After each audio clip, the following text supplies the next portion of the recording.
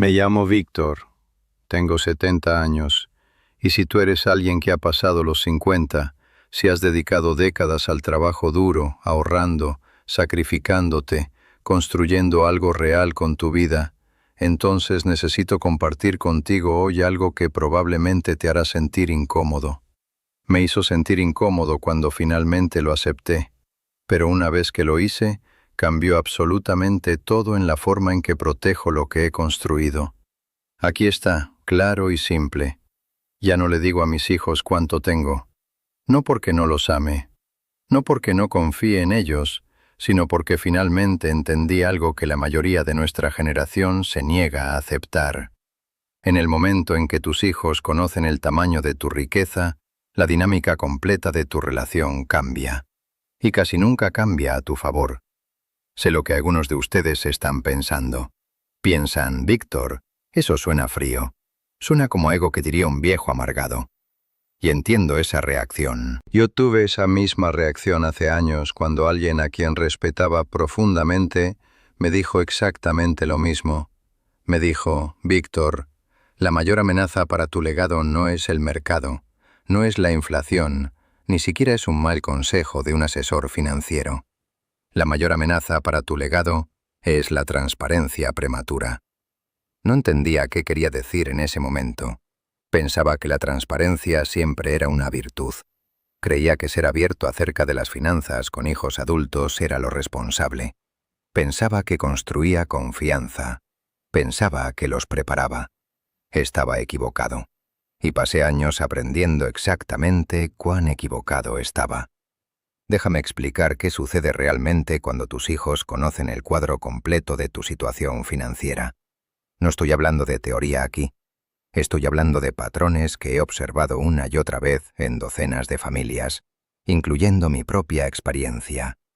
Lo primero que cambia es la urgencia. Cuando tus hijos adultos saben que hay una herencia significativa esperándolos, algo sutil pero poderoso se desplaza en su psicología. El fuego se atenúa. No siempre inmediatamente, no siempre dramáticamente, pero se atenúa. Ese motor interno que impulsa a una persona a construir algo propio, a asumir riesgos, a empujar a través de la incomodidad, ese motor pierde combustible cuando la meta ya ha sido cruzada para ellos.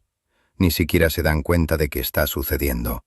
Pueden seguir trabajando duro, pueden seguir presentándose cada día, pero el filo se ha ido. La desesperación que forja el carácter real, la resiliencia real, la inteligencia financiera real, esa desesperación es reemplazada por una comodidad tranquila. Y la comodidad tranquila es el enemigo de la grandeza. He visto adultos brillantes y capaces comenzar a estancarse una vez que aprendieron el alcance completo de lo que estaba por venir para ellos. No porque fueran perezosos, no porque fueran ávaros, sino porque el cerebro humano está programado para conservar energía cuando la supervivencia ya no está en juego. Esto no es un defecto de carácter, es biología.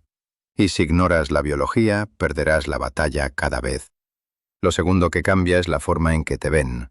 Este es más difícil de hablar porque implica algo que ninguno de nosotros quiere admitir.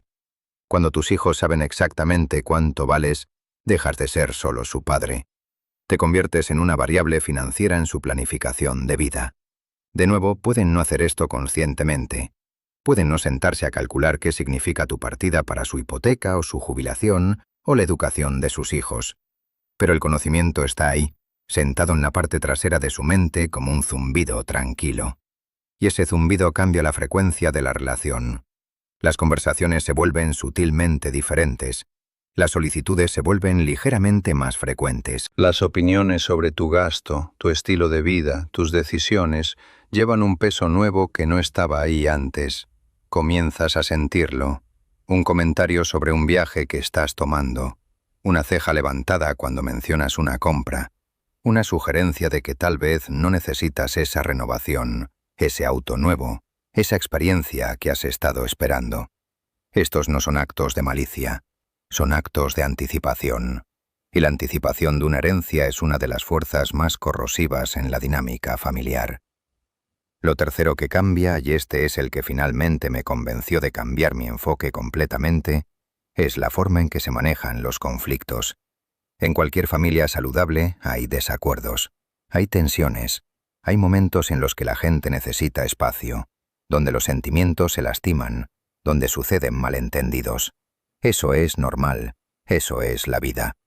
Pero cuando hay una suma conocida de dinero en el trasfondo, el conflicto adquiere una dimensión diferente. De repente, los desacuerdos tienen consecuencias financieras. De repente hay un cálculo no hablado sucediendo durante cada discusión. Si presiono demasiado, ¿afecta eso mi posición? Si hablo mi verdad, ¿eso cambiará el testamento? Si mi hermano está más cerca del Padre en este momento, ¿significa eso una parte más grande? Estos cálculos envenenan el pozo de la comunicación honesta. Transforman las reuniones familiares en juegos de ajedrez sutiles. Transforman el amor genuino en algo que constantemente tiene que probarse a sí mismo contra la sospecha de un motivo oculto. He visto familias destrozadas no por la distribución real de la riqueza, sino por la anticipación de ella. El dinero ni siquiera se había movido todavía, y el daño ya estaba hecho. Ahora quiero ser claro acerca de algo. No estoy diciendo que tus hijos sean malas personas. No estoy diciendo que sean maquinadores o manipuladores. Lo que estoy diciendo es que la naturaleza humana tiene patrones predecibles, y esos patrones no les importa cuán buenos sean tus hijos. La conciencia de una riqueza significativa desencadena respuestas que están profundamente incrustadas en nuestro cableado psicológico. Desencadena el sentido de derecho, incluso en personas que nunca han sido así. Desencadena la dependencia, incluso en personas que siempre han sido independientes. Desencadena la rivalidad, incluso entre hermanos que siempre han estado cerca. Y desencadena un cambio sutil pero devastador en la forma en que las personas perciben su propia capacidad. Porque, ¿por qué construirías una fortaleza si ya sabes que alguien te va a entregar las llaves de una? Entonces, ¿qué hago en cambio? Déjame guiarte a través del marco que desarrollé después de años de verlo suceder. Y quiero ser honesto contigo, esto no fue fácil. Requirió que dejara ir una necesidad muy profunda de ser apreciado por lo que había construido. Porque eso también forma parte. Queremos que nuestros hijos sepan. Queremos que vean el alcance de lo que hemos logrado. Queremos ese reconocimiento. Y ese deseo, aunque comprensible, es uno de los impulsos más peligrosos que una persona rica de más de 60 años puede tener. El primer principio es lo que llamo opacidad estratégica. Esto no significa mentir. Nunca miento sobre mi situación financiera. Si me preguntan directamente, doy respuestas honestas pero deliberadamente incompletas. Puedo decir que estoy cómodo. Puedo decir que he planeado cuidadosamente. Puedo decir que tengo buenos asesores manejando las cosas. Lo que no hago es dar números. No doy saldos de cuentas. No doy valoraciones de cartera. No doy tasaciones de bienes raíces. Los números son lo que desencadena la cascada psicológica que acabo de describir. Sin números, tus hijos saben que te va bien, pero la ausencia de especificidades los mantiene arraigados en su propia realidad financiera en lugar de anclados a la tuya. El segundo principio es lo que llamo apoyo basado en competencia. En lugar de prometer riqueza futura, invierto en capacidad presente. Si alguien necesita ayuda, miro si la ayuda que estoy proporcionando construye su capacidad para mantenerse por sí solo, o si crea una dependencia que crecerá con el tiempo. Hay una diferencia masiva entre financiar la educación de alguien o ayudarlo a iniciar un negocio y simplemente escribir cheques para cubrir gastos de estilo de vida. Uno construye capacidad, el otro construye expectativa. Y las expectativas se componen con el tiempo, así como el interés, excepto que se componen en tu contra. El tercer principio es el más importante, y es el que la mayoría de las personas de nuestra generación cometen errores catastróficamente. Es la separación del amor y el dinero. En nuestra cultura hemos sido condicionados a creer que la generosidad equivale al amor, que cuanto más das, más amas. Que si tienes los medios para hacer la vida de alguien más fácil y eliges no hacerlo, de alguna manera estás fallando como padre. Esta es una de las mentiras más destructivas en todo el panorama de la riqueza familiar. El amor y el dinero son monedas separadas, operan en sistemas separados, y cuando los fusionas, cuando usas el dinero como la expresión principal del amor, desvalúas ambos. Tus hijos no necesitan saber tu patrimonio neto para saber que los amas. Necesitan tu tiempo, necesitan tu sabiduría, necesitan tu presencia. Necesitan escuchar tus historias, aprender de tus errores, beneficiarse de tu perspectiva del mundo. Estas son las cosas que en realidad se transfieren entre generaciones de manera significativa. El dinero sin la sabiduría para manejarlo es solo combustible para malas decisiones. Déjame darte un número que la mayoría de las personas en nuestra posición nunca piensan. Los estudios han mostrado constantemente que aproximadamente el 70% de las familias ricas pierden su riqueza en la segunda generación, y el 90% la pierde en la tercera. 90%. Piensa en eso por un momento. Casi toda fortuna construida por alguien de nuestra generación estará completamente desaparecida dentro de la vida de nuestros nietos. Y la razón principal no es las inversiones malas o los colapsos del mercado o la inflación. La razón principal es que la riqueza fue transferida sin la correspondiente transferencia de inteligencia financiera, disciplina y hambre. El dinero se movió, pero la mentalidad no. Cuando le dices a tus hijos el alcance completo de tu riqueza, esencialmente les estás entregando la clave de respuesta de un examen para el que no han estudiado. Y cualquiera que alguna vez haya recibido una clave de respuesta sabe qué sucede después. Dejas de estudiar, dejas de prepararte, dejas de desarrollar el músculo intelectual requerido para entender realmente el material. Y luego, cuando la prueba cambia, cuando la vida te arroja algo que la clave de respuesta no cubre, estás completamente desprevenido. Por eso cambié todo mi enfoque. En lugar de preparar mi riqueza para mis hijos, comencé a preparar a mis hijos para la riqueza. Y estos son dos proyectos fundamentalmente diferentes. Preparar la riqueza para los hijos significa configurar fideicomisos, escribir testamentos, organizar cuentas y asegurar que la transferencia sea sin problemas. Esa es la parte fácil. Cualquier abogado de bienes raíces competente puede manejar eso. Preparar a los hijos para la riqueza significa enseñarles cómo funciona realmente el dinero. No en teoría, sino en la práctica. Significa dejarlos luchar lo suficiente para desarrollar resiliencia financiera real. Significa tener conversaciones honestas sobre la psicología del dinero, sobre las trampas de la inflación del estilo de vida, sobre la diferencia entre activos y pasivos, sobre cómo la riqueza no es un número en una cuenta, sino un conjunto de hábitos y decisiones que se componen a lo largo de décadas. Tuve que aceptar algo que fue muy difícil de aceptar. Lo mejor que puedo hacer por las personas que me importan no es darles mi dinero. Es darles las habilidades, la mentalidad y la disciplina para construir el suyo propio. Porque el dinero que ganas te enseña todo. El dinero que heredas no te enseña nada. Y la brecha entre esas dos educaciones es donde mucha riqueza familiar va a morir. Ahora algunos de ustedes se pueden estar preguntando sobre el lado práctico de esto. ¿Qué pasa con la planificación patrimonial? ¿Qué pasa con asegurar que la transición sea sin problemas cuando llegue el momento? Estas son preocupaciones legítimas, y las tomo muy en serio. Pero aquí está la distinción clave. Mi plan patrimonial es manejado por profesionales. Es exhaustivo, se actualiza regularmente y se ejecutará exactamente como se pretendía cuando llegue el momento. Pero los detalles de ese plan están entre yo y mis asesores. Las personas en mi vida no necesitan saber los detalles específicos para beneficiarse del plan. De hecho, se benefician más al no saber, porque les permite vivir sus vidas basadas en sus propias ambiciones en lugar de en la anticipación de las mías. También hay una preocupación de seguridad profundamente práctica que la mayoría de las personas pasan por alto.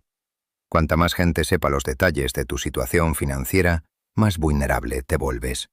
Y no estoy hablando solo de los riesgos obvios, como alguien que comparte información sin cuidado o un cónyuge de un miembro de la familia teniendo acceso a detalles que no debería tener. Estoy hablando de la forma en que el conocimiento financiero cambia la dinámica de poder en las relaciones. La información es influencia, y cuando le das a alguien conocimiento preciso de tu riqueza, les estás dando influencia tanto si la intentas como si no. En negociaciones, en desacuerdos, en momentos de conflicto, Esa información se convierte en una herramienta, y las herramientas se usan. Quiero hablar de algo más que sucede cuando dejas de compartir detalles financieros con tus hijos. Algo inesperado y profundamente positivo. Tus relaciones se vuelven más limpias.